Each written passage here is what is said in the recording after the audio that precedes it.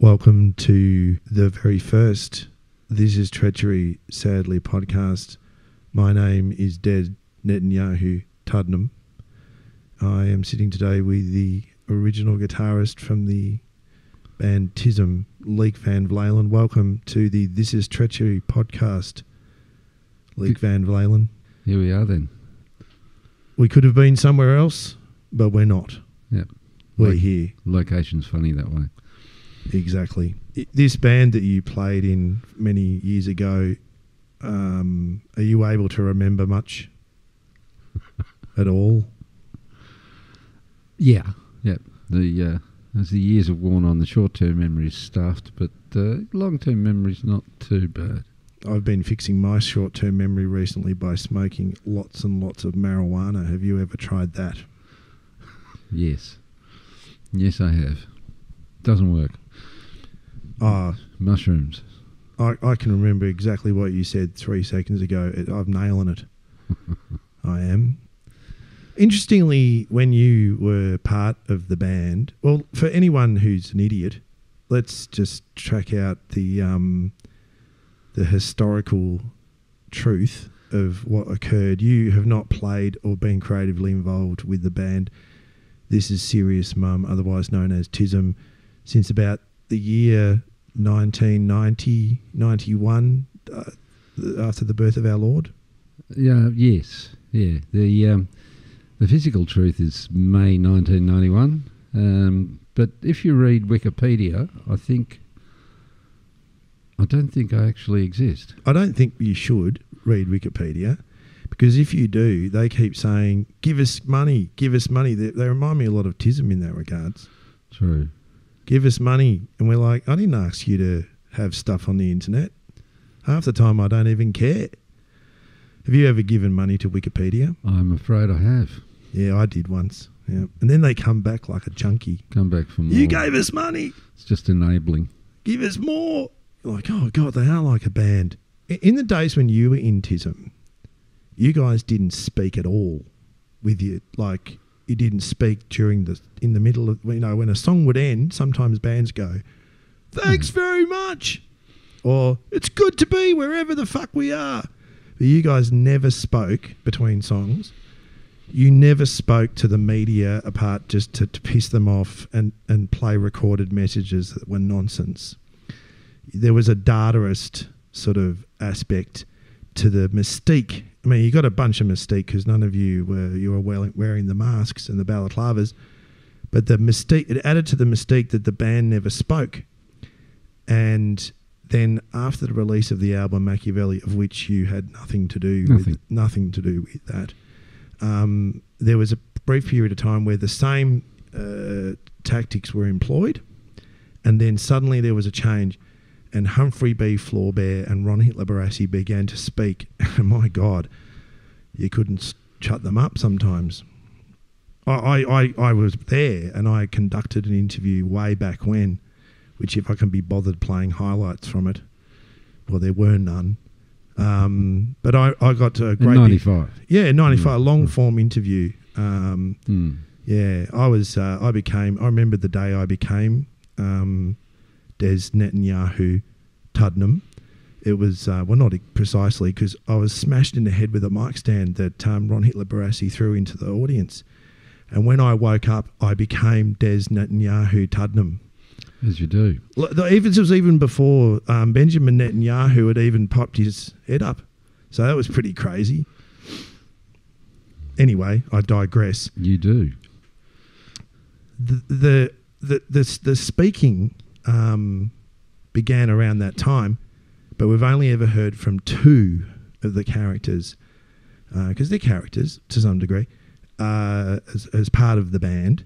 So speaking to you is like a historical moment in Australian music history. Like that's not a huge achievement. But no, not particularly. I think one thing I would observe is that in our very, very early shows, there actually was a little bit of speaking. Really? Yeah. And it was terrible. It clearly undermined the set. So the decision to not speak between songs was not something that was designed. So it wasn't a designing clever show. Yeah, you talked and someone said, "Can you fucking stop?" Yeah, well, it was somebody said something really lame and dropped their character.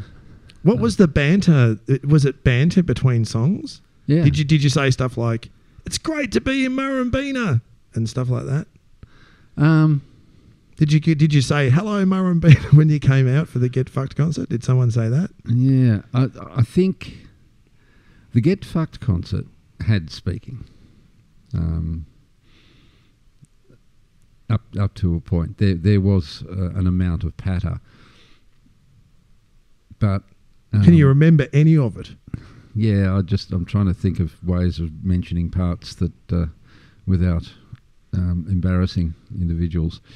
One person, after we'd played a particularly bad version of a song, said, "I'm really scared. I want to get out of here," on the mic. And was that a person from the band or an audience member? No, from the band. Yes. You can't remember who it was. They said they were scared. I'm not owning up to it. Really? Yeah. Was it you? Did you say no, you were? it wasn't. No. Me. I'm not. Was it because of the music or was it because you were in Murrumbina? Can we talk about from where you hail? Nice use of the cough button there, by the way. We got that installed last week. Oh, yeah. Good on you. I've just lost my train of thought. From whence we hailed. Oh yeah, where? so can we talk about from whence you hail? Because somebody has written in on the socials who got wind of this because you told them it was happening, and said, "Where are you from in Melbourne? Is it northern suburbs or eastern suburbs?" Oh, right. You know what I'm talking about? Yes. Because the southern suburbs people, I saw that post. Yep. Southern suburbs got all the audience and all the chicks. The southern suburbs people, well, that's in Port Phillip Bay. Well, the person said northern and southern. I thought, what capital city is he talking about? So I'm assuming southern means the sort of St Kilda thing, and the northern is the Brunswick. There is cabal. a hint. There is a hint in some of the livery for Beast of Suburban where it says Paris, London, New York, Springvale. Springvale, yeah. So there you go. So that's out there. So coming from Springvale, was it just a case of getting up to do a gig in Murrumbina and going, "Jesus, Murrumbina's full on," or was it the music? Or was it the music themselves? Was it just pure? Maybe it was stage fright. Maybe it was the most honest. It was going into what we called underdrive. So going into underdrive was a phenomena, or was a term for the phenomena that you're on stage and somebody is meant to play something and they don't, or they play it badly. Like a mistake. One of those things. Yeah. So you weren't happy with the word mistake. No. Turned it into something else. I couldn't find it. But some people would say underdrive. It's what's the definition of it? Things aren't going very well. No. It's more than that. It's because of that mistake, somebody else makes a mistake, and because of that, it's like a nuclear explosion. Oh yeah. That happened to me. That I won't say where, but that happened to me recently. And it is when you're playing, and you make a mistake, and then the person you're playing with goes, "Oh, they have a bit of a mistake," and then there's this mistake. So that's underdrive. Yeah. Underdrive was a particularly dangerous, ever-present possibility for us because we had the drum machine and we'd started playing the drum machine. Yeah. Because the drum machine doesn't make mistakes; it just sounds shit all the time. But you know what they say about drum machines? You only have to punch the information to a drum machine once. True. Did that ever happen? Did anyone, because many drummers get slammed up against walls as part of rock and roll. Did the drum machine ever get slammed up against a wall and got told, "Stop being so perfect"? Yeah, well, that's, we did, not stop being so perfect, but we did sack a drum machine. They never take that well. No. Oh, God. I remember one time watching this 505 getting its marching orders from a techno band in the 90s. Oh, it was so brutal. It topped itself like 3 days later. It just plugged itself deliberately into the wrong transformer. They will do that. It was a 12 volt, not a 9 volt. And it's spite. I do believe that Jock Cheese has the original drum machine that we played with, little Roland TR-808 thing. Yeah. So they were the stuff of legend, that weren't they? The 808 people who love saying that. Yeah. You know, when they found out about drum machines, everyone would go, "Oh, love to get an 808." And I don't know whether it was any good as a drum machine, but it just sounded cool. It sounded like the James Bond of drum machines. It was very simple and very reliable. We moved from that to the Roland MC500. Nobody's going to listen to this shit. They will. Roland. They'll go, Roland MC500. Wasn't he the guy who was in Tears for Fears? Yeah, well, so when we made that move, we gained a lot more capability in terms of drum patterns and drum sounds, but we lost reliability. Yep. There was a price to pay. But it was early days of that technology. And it's not dissimilar when you have to get rid of a real drummer and get another drummer. Like often you'll say, when the other drummer's not there, amongst other members of the band, if you've got a new drummer, you'll say stuff like, he doesn't do that thing as well, but he gets here on time. That's pretty important. Yeah. Timing. Yeah. You don't have to keep giving him petrol money. That's a bonus, Or getting him out of jail. Swings, yeah. Well, goes without. So you have to do that for all of them. But okay, we're stuck riffing on drums. No. I reckon that was Anorak people would have just gotten right into that. They'll be looking it up as we speak. Oh, I'm going to go have a look at the actual 808. What did it look like? How many buttons did it have? Yeah, people. People like that sort of detail. It wasn't actually the 808 wasn't our first source of drum patterns. First source was the Casio keyboard. Yeah. Had the drum backing. Yep. Right. Which is where songs like Amway came from. Yeah, people like David O'Doherty are still using that, live to this day. Get the Casio out and go, da-dung, off you go. It's great. So Amway was written using a Casio. Yep. Yep. Yes, it was.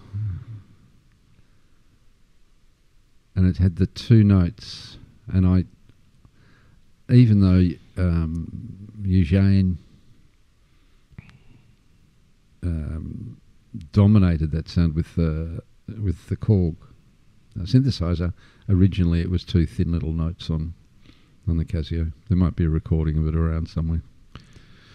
Yeah, well, it was. I came across an old recording of Art Income Dialectic, which someone had, because there is so much source material out there. That big box set that came out like over a decade ago had so many demos and whatnot. Like, someone's been incredibly meticulous. Yes, well, that's Humphrey. Yep. So Humphrey captured everything. He always did, but even in previous bands, we relied on him for that. To be the person who collected, who was the magpie of the group. He will hate me saying that because I know he barracks for St Kilda. But I think we relied on him to do that. It was also the point at which whatever the composition was solidified, because we'd be fooling around with ideas, and then he'd say, recording, and that was it. It had to become a song then. Right, so that introduced a degree of discipline. Yes.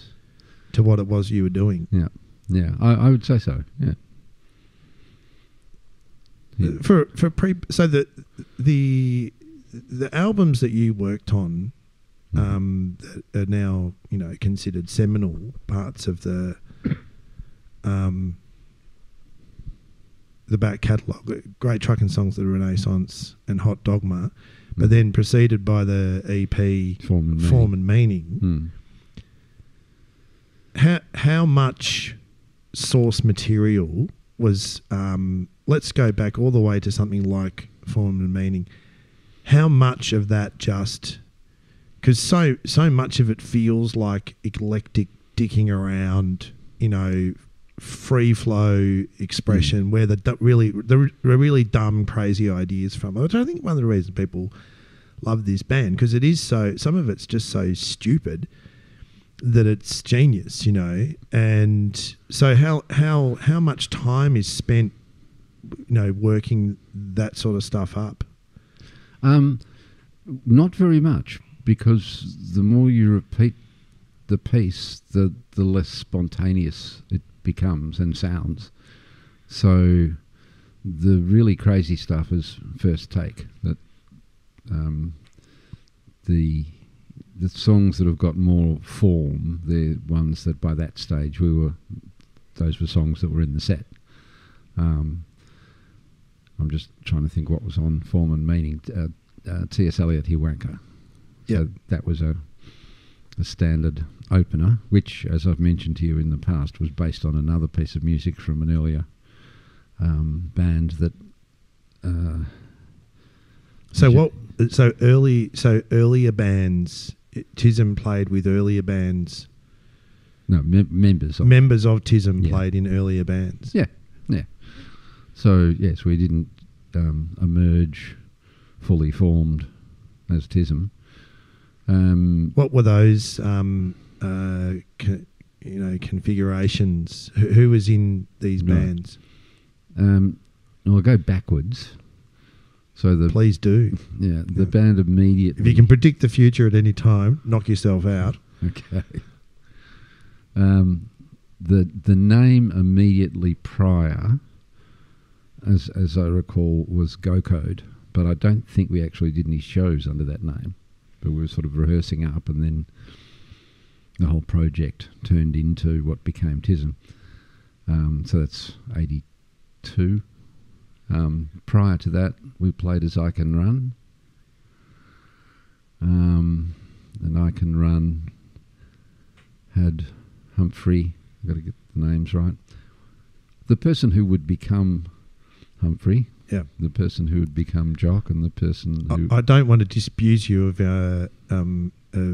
what's going on right now, but many people know everyone's names, so if you want, you can just use them. I mean, I don't mind. Oh, okay. Pretty much, it's all on. There's this mad thing called the internet, which it's the carriage service by which we'll probably be just distributing this, and all the names are just, you just punch it in. So if you don't have to keep going back and forth. Okay. I'll do that for this one. Partially because in those earlier versions the characters hadn't been formed. Yep. So I guess if I'm speaking about Damien versus Humphrey, there's Damien, the singer-drummer, who assumed the character of Humphrey B. Fuller Bear. Yeah. And later on went back to Damien Carr. You could probably go as far as to say he created it, you know. Yes. It probably didn't exist before he created it. No, I'm getting a bit philosophical. Need to speak to Plato about that one. You would, yeah. But you can't, as per usual. He's not on the web. He's a bit slack on social media. No, he got kicked off Twitter. Plato. Flat out, he did. What did he do? Too many long words. Okay. I think, you know, they were crazy days. But now Elon Musk is in charge. I'm sure he'll be let back on. Yeah, probably. If he can be bothered. So we had Go Code, I Can Run before that. And I Can Run had sort of two versions. There's a version with Eugene in it and Eugene not in it.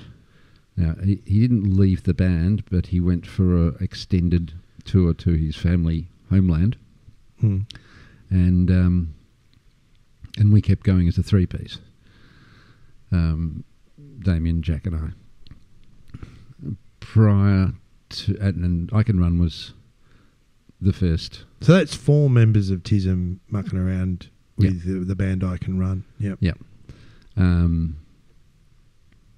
But 2 very different sets. So the three-piece set was a much more angular sort of like Gang of 4 thing.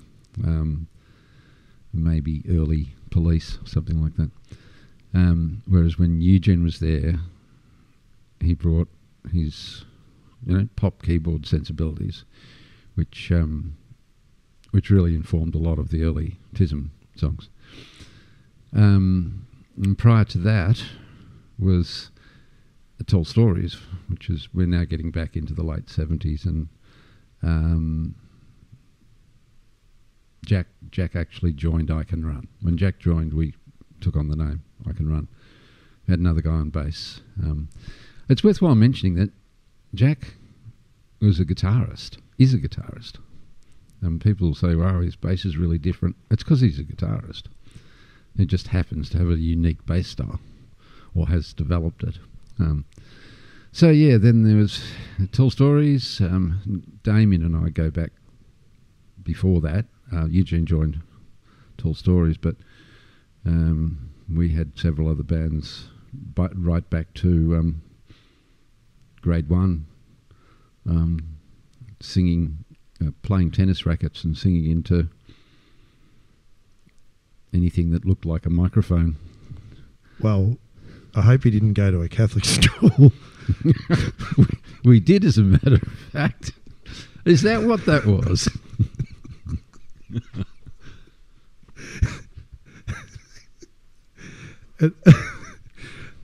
Did you ever get an invitation to join the George Pell Quartet?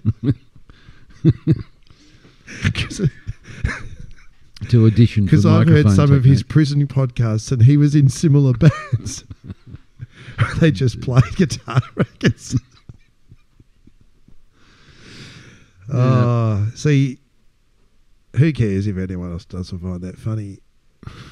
That's where I'm at. There's my level.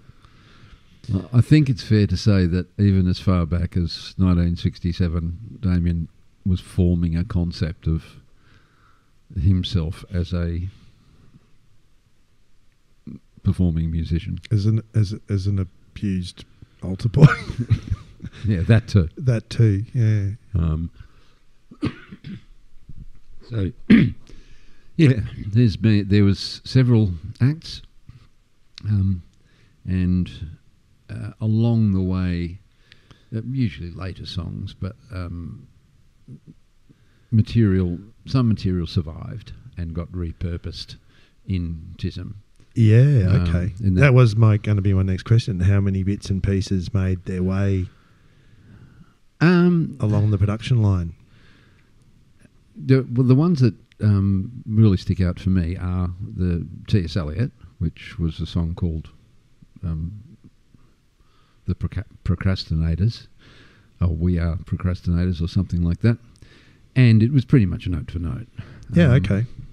And the other one was I Drive a Truck, which started life musically as a piece we called Instant Calling, and debuted at the Exford Hotel in, 1980 or something like that, based on the fact that Damien, who was doing a minor in music at uni, had come across the Muslim call to prayer and wanted to do something with it.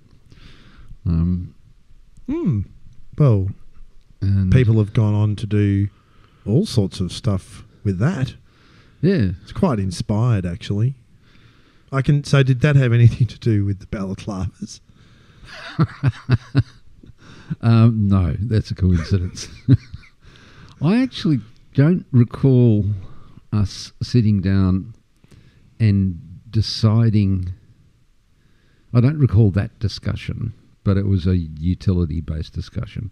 So our first shows, which you could think of as prototism, had three guys. So Ron Hitler Barassi, Genre Be Good, and Les Miserables. If you and Jack and Eugene and Damien are playing in bands all the way through to the late 70s, early 80s, where does Ron Hitler Barassi come from?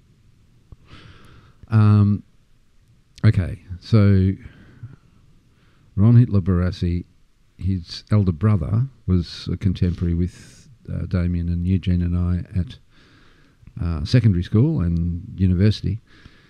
And Damien took a year off after high school before going to university, and so that when he did go to university, he was in the same lectures as Ron. And so they started, and doing the same, essentially the same major, English literature. So they started hanging out, and Ron's family, Ron is one of 5 brothers, and they had a great house in Wheelers Hill, and it became a social hub because they had a swimming pool and they had a games room and they had all this stuff. So for those of us that were at Monash, the thing to do was to go to their house. I shouldn't say the surname, but it does feature in a little documentary that Damien and Ron made, where they had they were on View Road in Sandown, and then they went to Wheelers Hill out the front of that house. Is that the house that Damien? I think I've seen that, and is that the house that Damien claims that where he used to live? So they don't identify it as the house.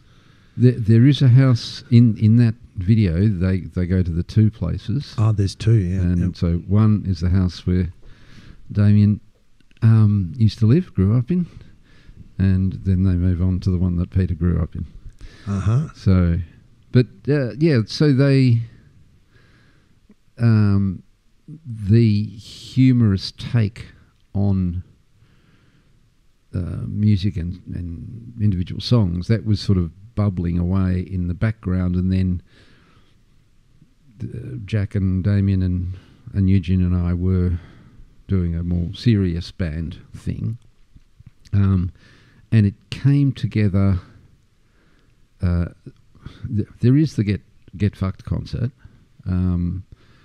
but for me the time where it sort of really emerged was an O-Week show at Melbourne Uni, and we were playing a support spot, and we were just shit kicker support, but Ron, Genre Be Good, and Les Miserables got together and developed some dance moves and dressed up in suits made of newspaper, and the effect on the audience was mesmerising.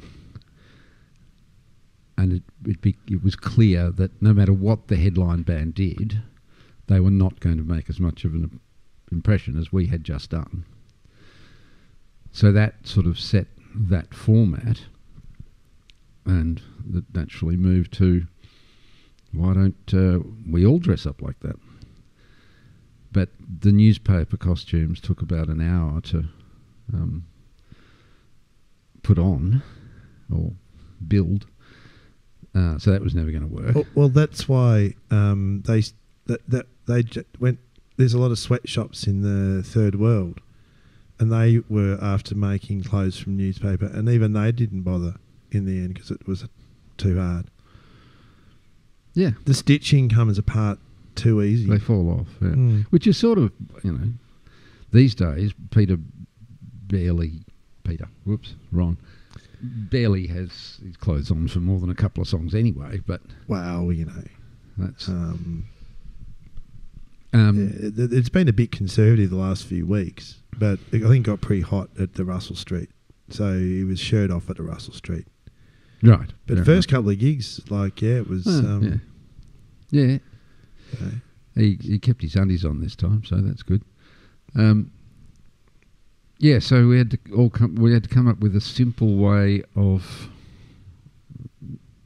being masked. I think George Pell prefers the undies off, but that's it's just a rumour. Yeah, that makes sense. So the first iteration we had rifleman's sunglasses. They had yellow lenses. Oh yeah, something to do with glare.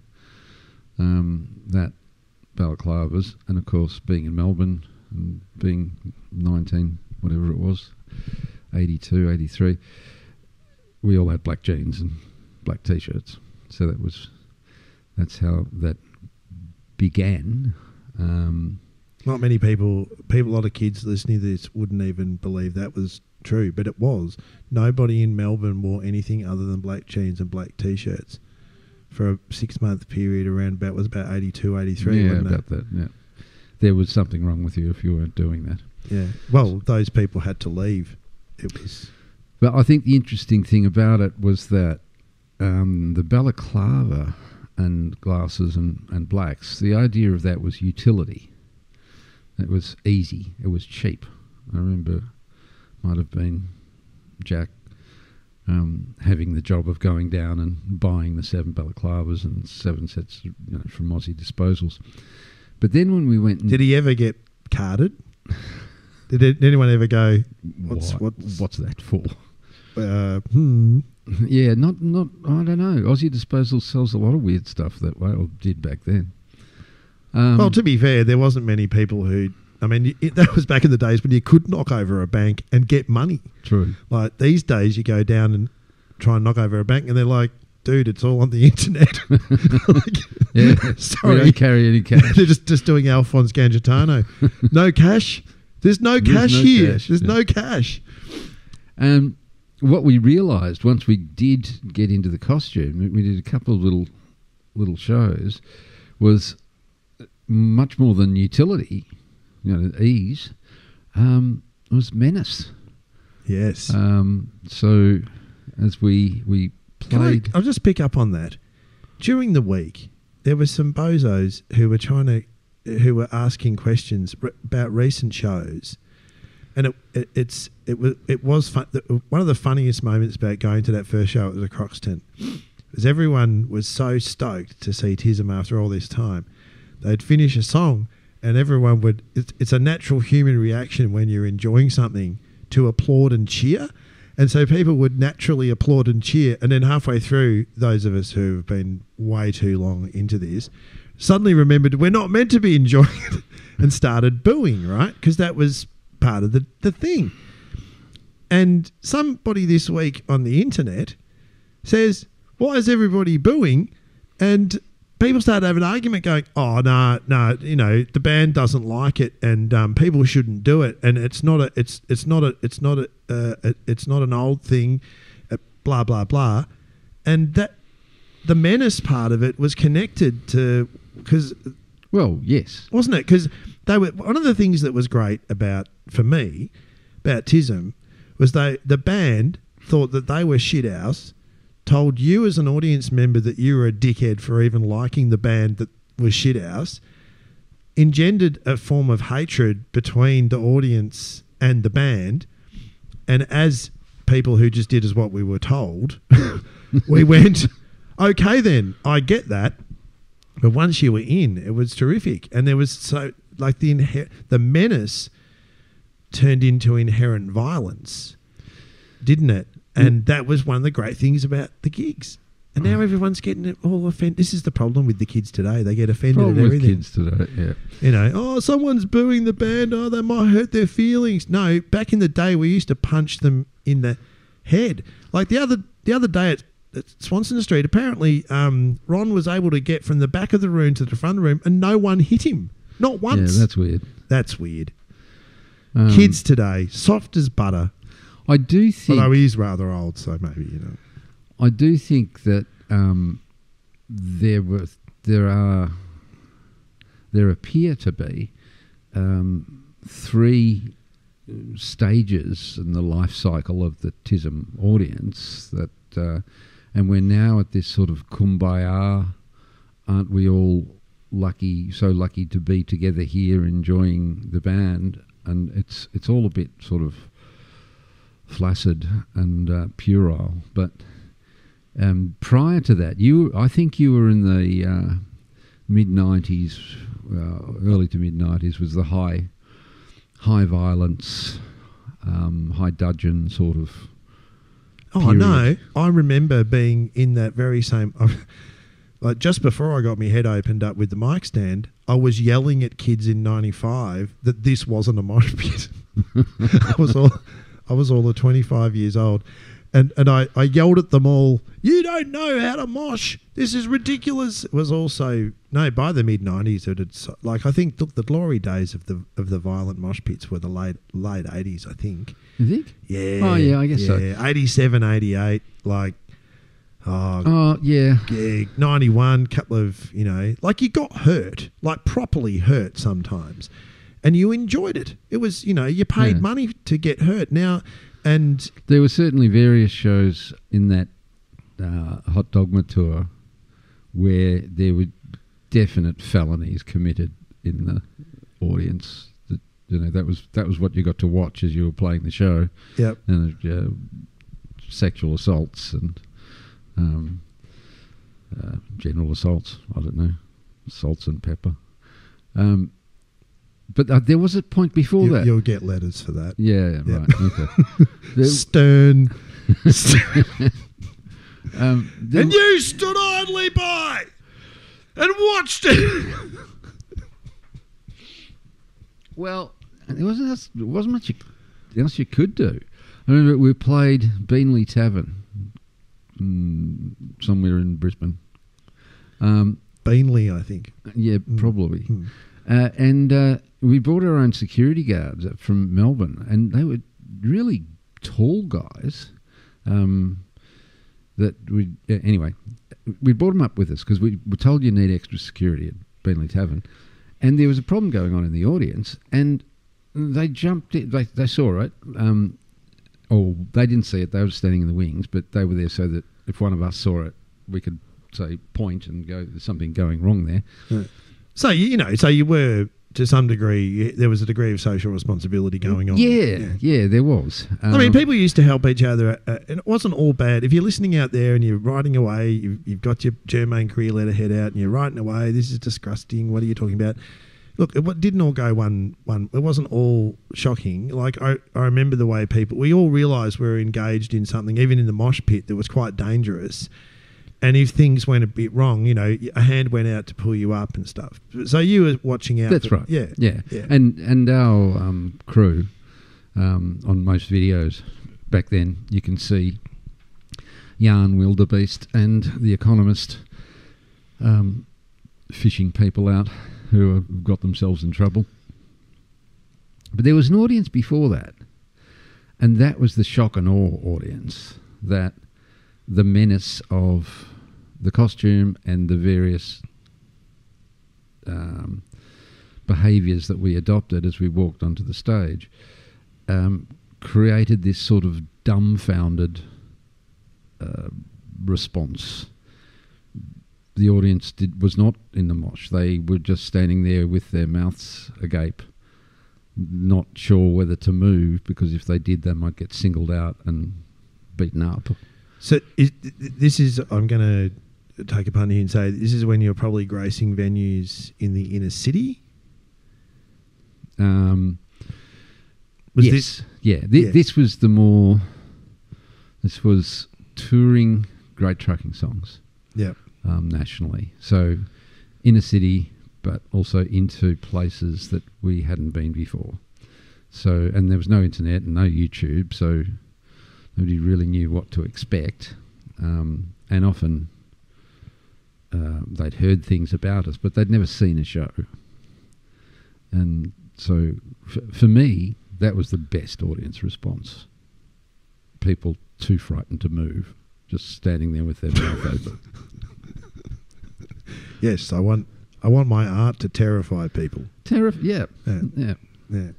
Yeah. Which is in very much contrast to what I saw at with the warm-up gigs, that nobody's terrified. People would be terrified, they'd be mortified if the wrong note was played or something didn't happen according to their expectations, whereas the very early days people had they knew something was going to happen and they just hoped they weren't going to be the victim of it. How have you viewed... So you leave in 91, the band goes on to put out Beast of Suburban not long after, in 92. Then there's the big break, and then out comes Machiavelli. Other releases have followed. How have you engaged much with TISM's output since you left, or... I mean, have you listened to a whole album from start to finish, for instance? Yeah, I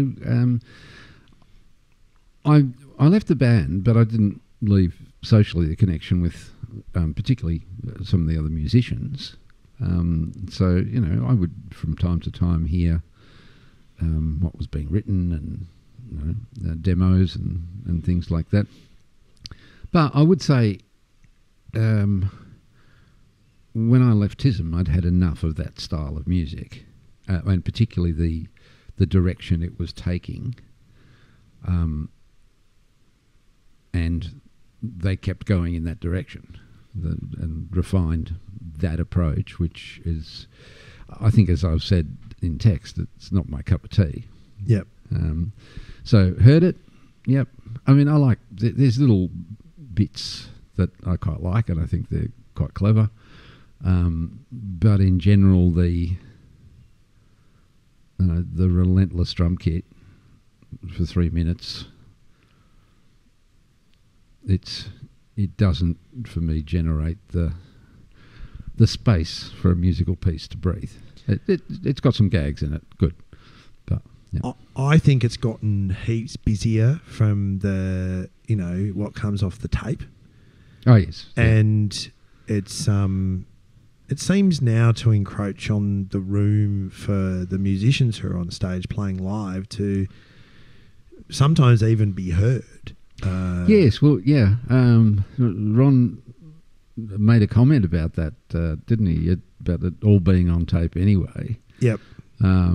Which is not quite true, but certainly the increasing use of the backing tracks has pushed a lot of the opportunity, a lot of the space that I certainly enjoyed,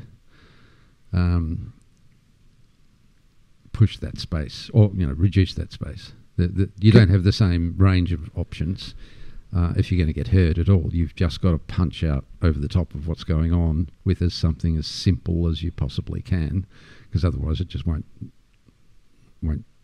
appear. So yeah, that's. I think you might have seen I've dubbed the backing tracks an instrument, which I call the cacophone because it creates a cacophony. Yeah. Yeah. Yeah. So there's a lot more cacophone these days. Look, we've had some correspondence of people who wanted some questions asked, which I'm just going to go to now. Can we take a break so I can smoke my crack pipe? No, I reckon we might flow straight onto these. Oh, okay. And then we will hit the crack pipe. It's not the crack pipe I've got a problem with.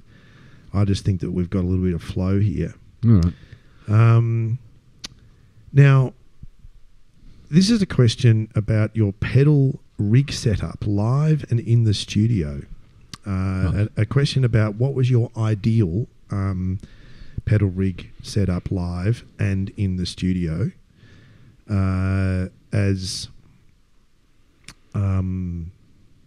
I usually find a clutch, an accelerator and a brake works quite well, but you can get these new cars that don't even have a clutch pedal. But if you're a purist, most people like to play the guitar manually, I find. But yeah, I mean, guitars and tech were starting to become pretty. I remember the days you'd have a distortion pedal and maybe a flange. I remember when your man had come in with a flange and a chorus, and that'd be about it. But then once the digital processors kicked in, so did you have like a rig of pedals with each individual effect that you could see? Yeah, no, I did not. In earlier versions, pre-TISM, yep, I'd have a few pedals, but I think the significance of guitar pedals in early TISM recordings is that Damien would steal them, and he would attach them to the mic we were using to record the whole band, and he would then turn the effect up full so that it created so much feedback and distortion that's how the song would end. And in some of those early songs, now don't ask me which ones, but they're there, and it's all. I think I can actually hear that noise in my head right now. Yep. Yeah. That's Damien going, oh, cool, Sean's got this pedal. I'll unplug it from the guitar and I'll put it in there. So in the end, it was pointless me having a pedal because Damien was just going to use it for that. Right. I didn't mind. I mean, it was hilarious what was happening, but the signature rig for me was a preamp with multi effects. So I started with a thing called a rock box, which I wore on my belt. And I started off with a little amp, but then I went to a rock box as we got to bigger stages, and the front of house mixer guys just could not get their head around the fact that I was a guitarist, but I'd walked in without a guitar amplifier. I said, no, I'd just take an output from this. And you were running an earpiece in from the box. Yes, yeah, that was your monitor. I'd monitor myself from it and then give them a send. And I went whenever I could. I used a wireless send so I could move around. And I didn't move around a lot on stage, but I needed to move for my own safety to get out of the way of the dancers from time to time when they got a bit exy. Yeah. So there was that rig, the Rockman, and then there was a thing called an ADA MP1, which I believe they still make. It was the first MIDI-compatible valve preamp with a multi-effects pedal. So it was all in one little box. I could walk in, we'd do the Livid Festival in Brisbane or big stages, and I could just plonk that box in there and I'd know it would work and I'd be in complete control. The front of house guys could take all their outs and DIs and monitors and whatever, but so long as I had control of that was all good. And that had a MIDI pedal where I changed banks. In the studio, it was more amplifiers. Okay. But it's fair to say that my sound back then was a relatively simple, relatively clean sound. Yeah, it was. Maybe from time to time there was a bit of chorus on it. Yeah. Maybe when you were trying to sort of do a parody of The Edge or whatever. Oh, yeah. Yeah, if you want to do a parody of The Edge, you've got to get a chorus. Yeah, that had a delay on it. But Eugene had such a rich palette that he could play with that what I needed to do was sound like a guitar, not a guitarist trying to pretend to sound like an organ. Yep. So, and I think that tradition was continued with Token Blackman and now Vladimir, that they're going for a relatively simple sound. They use a lot more distortion than I used. Not 100%. Well, he's got a fairly chunky bank of effects on the ground.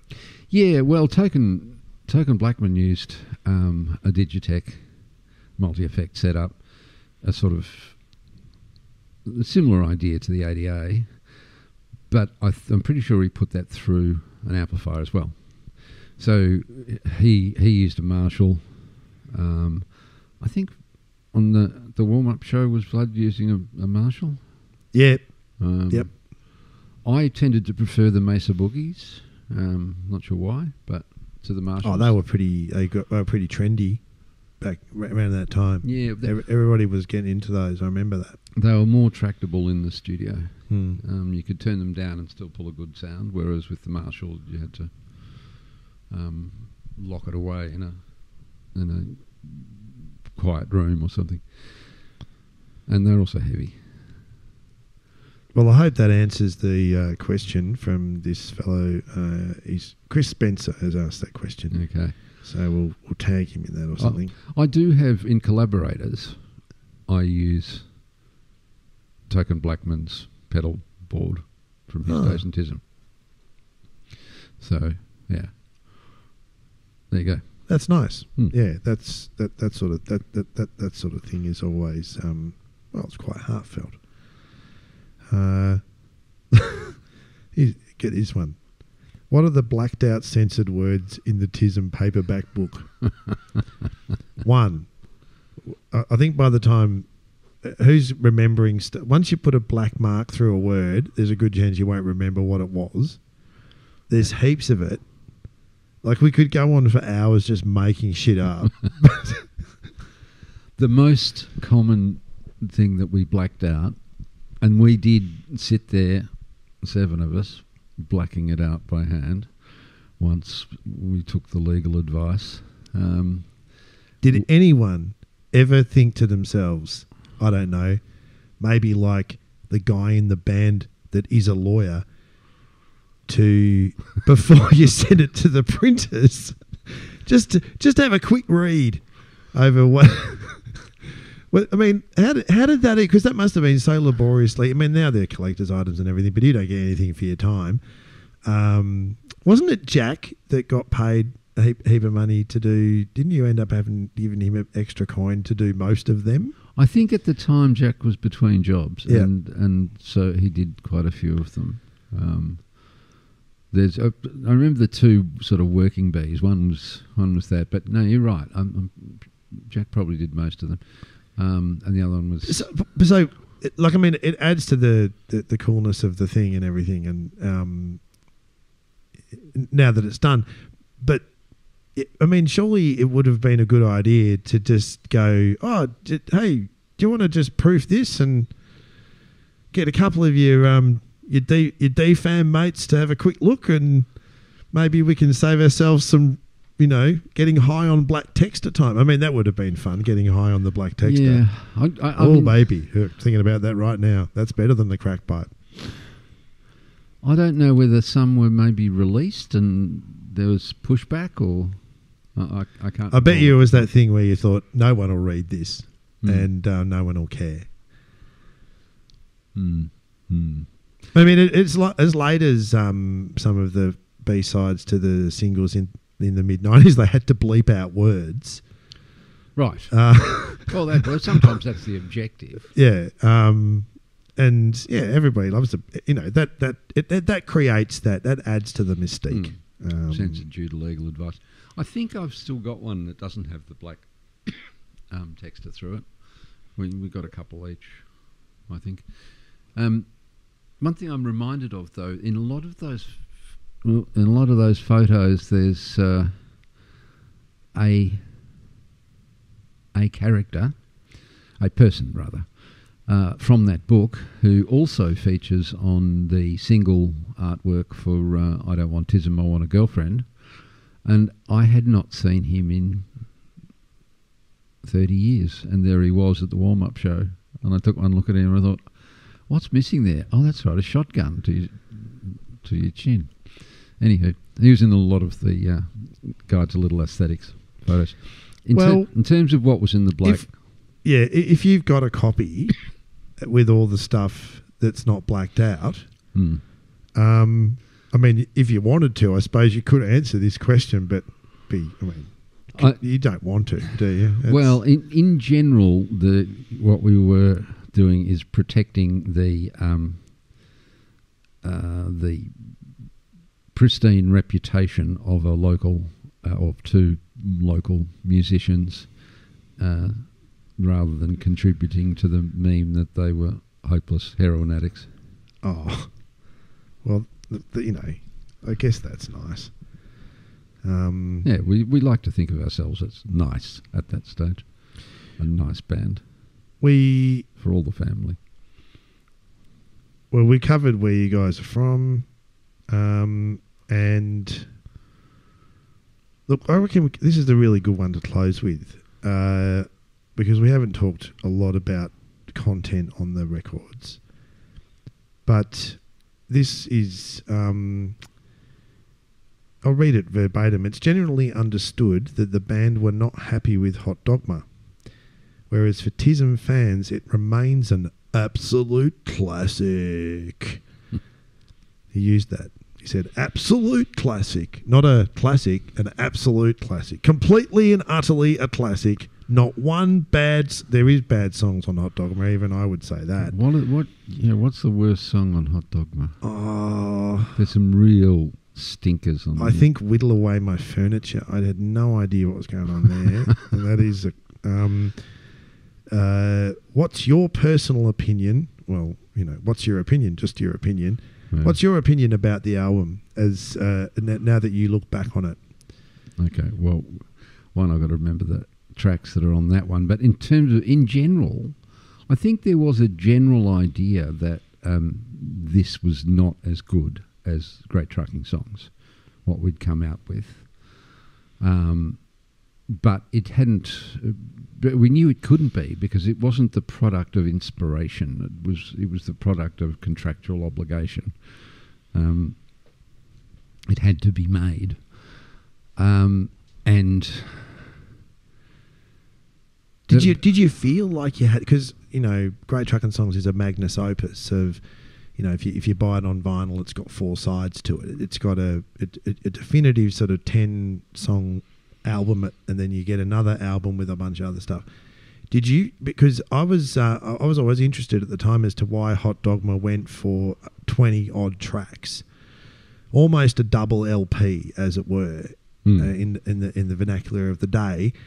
Yet over the journey, but when you get to the White Album, then that becomes an extended player. But then there is sort of your standard 10-song album through the 90s.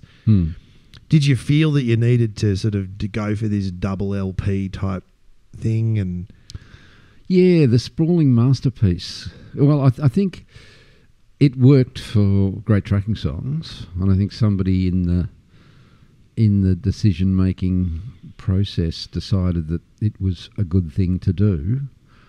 We were in the habit of taking our time to record lots of material rather than really refine a few songs, and that was in the days where to create a recorded product you had to go into a studio, and they were bloody expensive. So we'd get in there and we'd slam down as much as we could. I think there were some stinkers. I quite like Whittle Away My Furniture. I think by that stage we had got to a point where we ended up with 25 songs so that everybody got their favourite songs in, and there was increasing division about which songs each of us thought were good. The singles that were released were a little bit weird, and yet they were still us trying to push out and experiment with different genres, but we'd still recorded the dross that we knew would work in live settings, and I like some of that stuff. Like, is I'll Have You on Hot Dogma? Yeah. Okay, but that's one of my favourites. Yeah, songs. I mean, highlights from that are I'll Have You. They've got them in the live show. Western Civilization. Oh yeah. TISM Boat Hire. I always thought that While My Guitar Gently Weeps was terrifically funny and interesting as a silly idea. There's some terrific stuff on there. But it just seemed that there's just one or two for me. There's just one or two. That was, how did that? And it becomes quite sprawling. But this fella is alluding to the fact that, and I've heard this a lot, that over the years the fan base, maybe starved of new material in the last 20 years or whatever, and they go back and listen to old stuff. There seems to have been a bit of a revision of, because I think the other thing that muddied the waters was the fact that it was perceived to have failed commercially as well. Oh, yes. So everybody took that to mean, that doesn't mean something. That actually probably means it's probably really good. Well, I don't think it charted the same way that Great Trucking Songs did. I don't know what the numbers were, but I reckon they probably weren't far off in terms of like chart position and whatnot. Yeah, I think it was this whole business of the fact that there was all this money spent and a major record company was involved, and yes, and da da da da da. So Great Trucking Songs did not need to sell one copy to get us out of debt because we funded it from our shows. Yeah.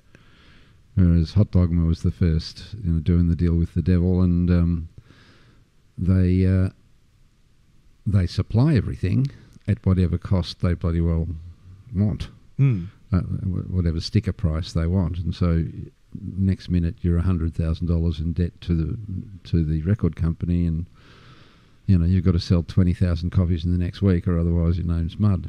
So that was never going to work. And there was a bit of, from some of us, and me included, there was a bit of I told you so.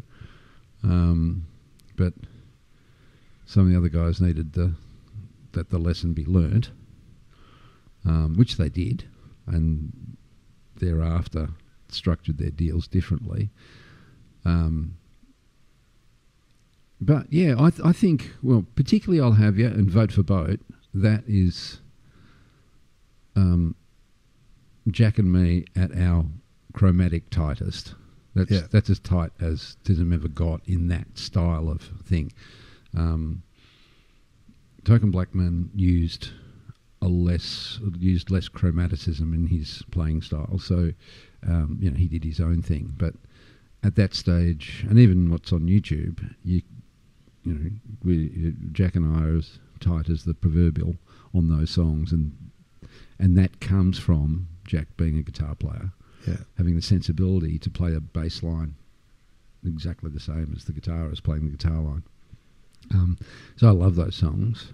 I like Mystery of the Artist Explained, but that was on Great Trucking Songs. That's on Trucking Songs, yeah.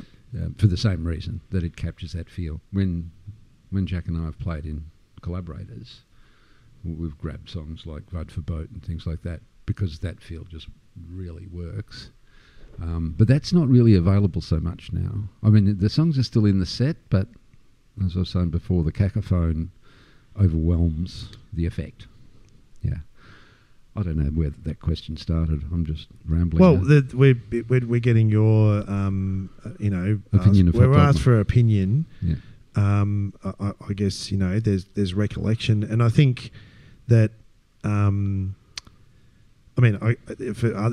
the question is also for other members of the band, but it seems to me like in your recollection of it, that the album wasn't bad. It was all of the other arrangements around it.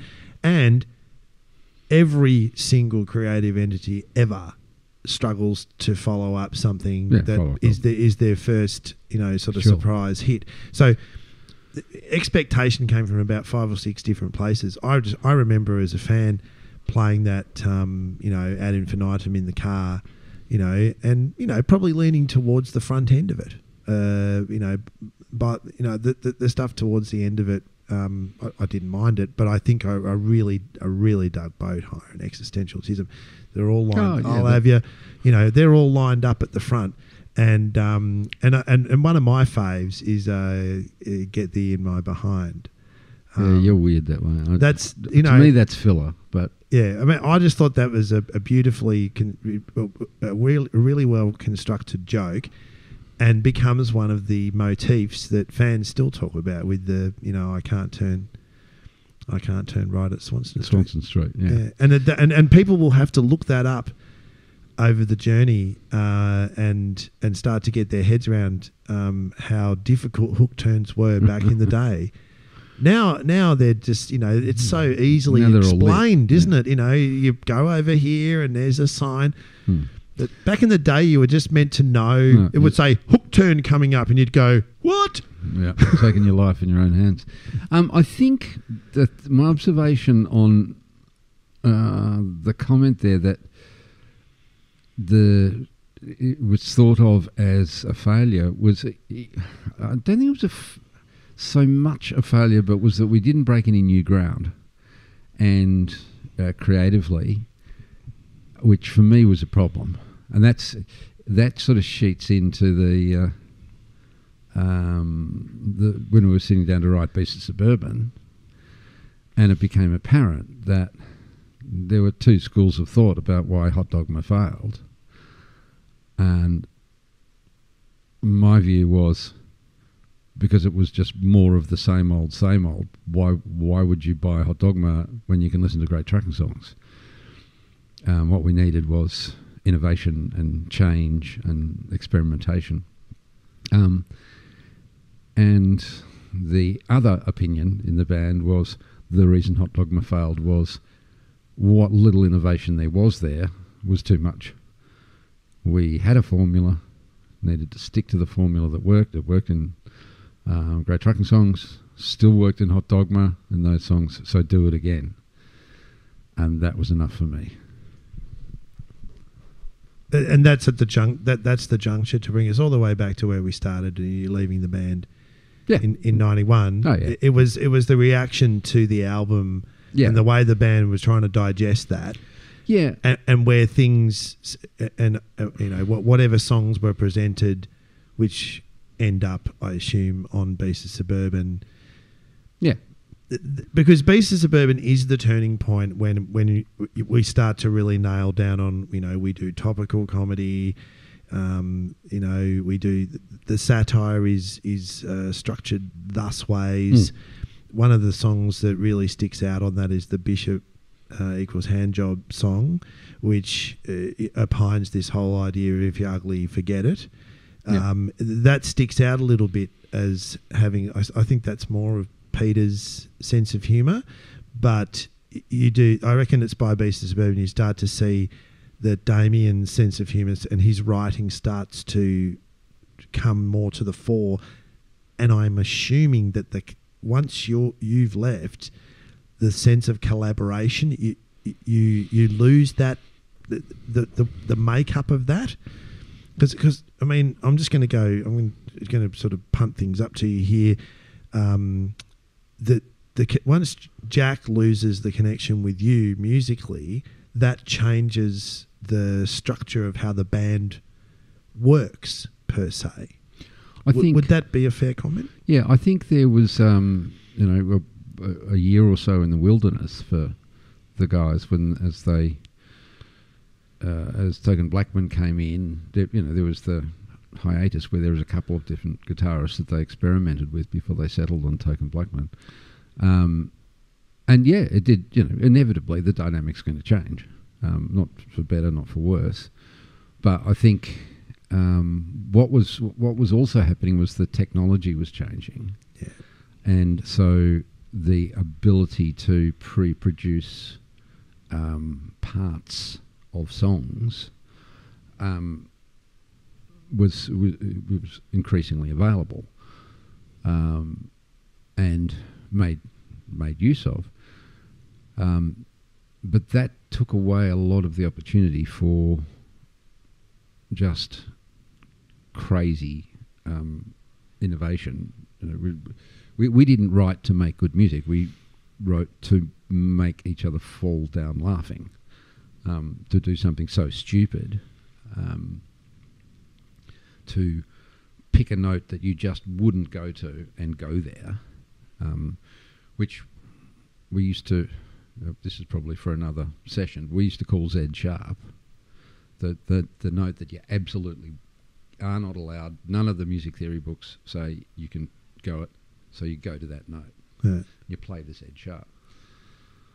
There are no Z sharps in current TISM songs. The ones that were there have been removed. And I think the audience, the modern audience, would be quite confronted by some of the dissonance that we used to make use of back in the day. So, just revisiting the Hot Dogma into Beast of Suburban. Or maybe if they did hear a couple of Z Sharps, they might understand why people booed, you know. You know, that helped things along. If you were at a TISM show and heard a note that wasn't meant to be there, you go, well, that's not right. And something in your head would go, well, you better boo that. And True. And hope that maybe that was what happened. All the booing, eventually someone talked about it and said, well, why do they keep booing us? Maybe it's these Z Sharps we keep playing. Fucking around with their dissonance and whatever it is. Well, it's... If you look at the great trucking songs in Hot Dogma, there's for the musicians in the audience, there's a lot of flat fives, minor 7 flat fives, starting in form meaning. So Jack and I used it a lot, and it's gone from. I think there's one spot in one song from Machiavelli and the Four Seasons.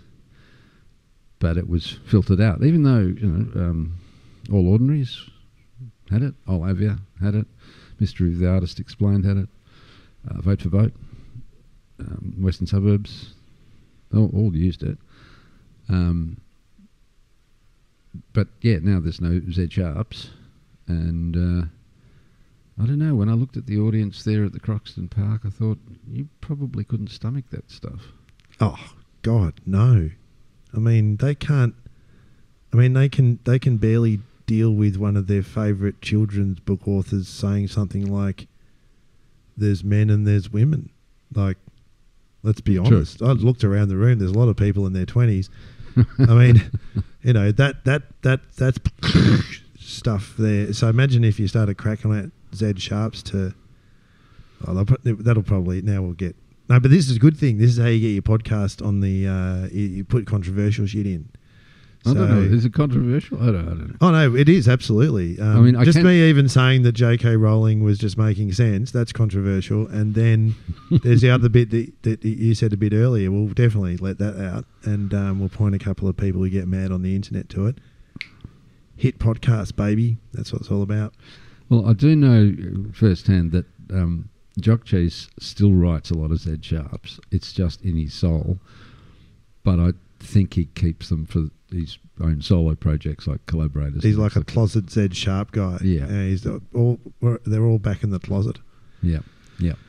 Well, with that, I think this has been a wonderful trip down memory lane. If you're out there, let us know what you thought of that. Let us know if you thought it was rubbish. Let us know if you thought it was good. If you thought it was good, we can't help you. Yeah, fuck off. Time for a crack pipe. Let's get on the crack pipe.